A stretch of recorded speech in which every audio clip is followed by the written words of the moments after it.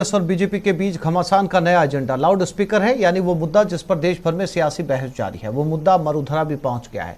BJP के प्रदेश अध्यक्ष सतीश पूनिया के लाउड स्पीकर पर दिए बयान पर सीएम गहलोत ने तुरंत ही पलटवार किया। देखिए आखिर क्या है पूरा मामला।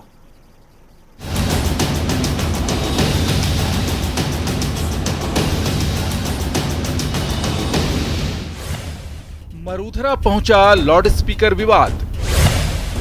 लाउड स्पीकर उतरवा देने का पूनिया का दावा।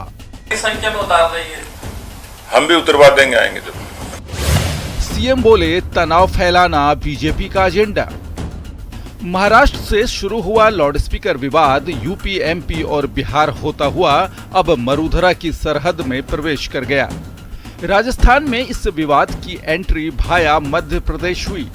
दरअसल भोपाल में एक कार्यक्रम में राजस्थान बीजेपी के अध्यक्ष सतीश पूनिया ने कहा कि ध्वनि और सामाजिक प्रदूषण फैलाने वाले सभी यंत्रों पर बैन लगनी चाहिए। सामाजिक तौर पर ध्वनि प्रदूषण से लेकर सामाजिक प्रदूषण का काम होता है, उसको रोका जाना चाहिए, प्रतिबंधित किया जाना चाहिए, उसकी एक मर्यादा होनी चाहिए। तो सीएम गहलोत ने पूनिया के इस बयान को तनाव फैलाने की बीजेपी की सोची समझी साजिश करार दिया। पर जो कुछ कहा या कहा जा रहा है, सुना जा रहा है, ये कोई नई बात नहीं होती। पूरे देश के अंदर जो तनाव है, हिंसा का माहौल है, धज्जा उड़ रही है संविधान की, कानून की, उसका एक पार्ट है, उनका बोलने का पार्ट है। इससे पहले सतीश पूनिया ने रामनवमी के जुलूस पर बंदिश और जुमे की नमाज में छूट देने के बहाने सरकार पर तंज कसा था। रामनवमी और हिंदू नववर्ष पे डीजे पे प्रतिबंध लगाया सरकार ने। और अभी जब पिछले दिनों जुम्मा की नमाज थी, उस दिन जयपुर की सड़कों पर सरकार के संरक्षण में 100 से भी ज़्यादा लाउड स्पीकर लगे थे। उसका प्रोटेस्ट भी किया और ये सरकार की अपीजमेंट का ही नतीजा था। लेकिन जो सामान्य तौर पर आम जीवन को बाधित करने वाला जो कारक हो, वो धर्म के नाम पर उसको उपयोग नहीं किया जाए, ऐसी कोशिश तो होनी चाहिए। ये तो हुई मरुधरा की बात, लेकिन आपको बता दें कि राजस्थान की ही तरह बिहार के सीएम नीतीश कुमार राज्य के धार्मिक स्थलों से लाउड स्पीकर हटाने की बात को बकवास करार दे चुके हैं। लेकिन पड़ोसी राज्य यूपी में धार्मिक स्थलों से लाउड स्पीकर हटाने का काम तेजी से चल रहा है। सीएम योगी आदित्यनाथ ने प्रदेश के सभी धार्मिक स्थलों से लाउड स्पीकर हटाने या आवाज कम करने का आदेश दिया था, जिस पर तेजी से अमल किया जा रहा है।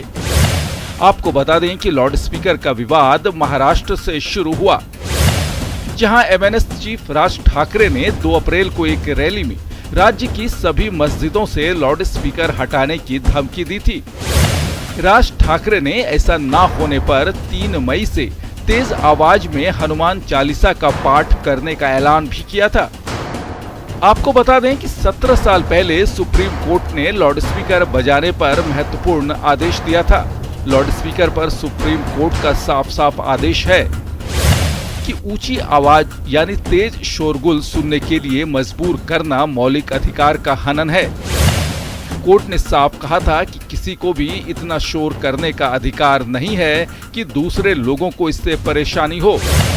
कोई भी शख्स लाउड स्पीकर बजाते हुए अनुच्छेद 19(1)(a) के तहत मिले अधिकार का दावा नहीं कर सकता।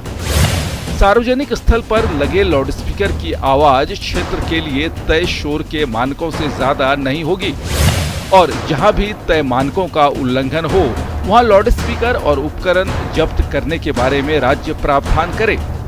ये तो हुई कोर्ट की बात, लेकिन बात अगर मरुधरा की करें तो चुनावी साल की ओर बढ़ते हुए यहाँ हर मुद्दा सियासी हो जा रहा है। और जिस तरह से लाउड स्पीकर के विवाद की एंट्री बीजेपी के प्रदेश अध्यक्ष ने मरुधरा में कराई है, उससे इस पर सियासत गरमाने के साफ साफ आसार दिख रहे हैं। Bureau report, news 18 Rajasthan. Kota में यूडीएच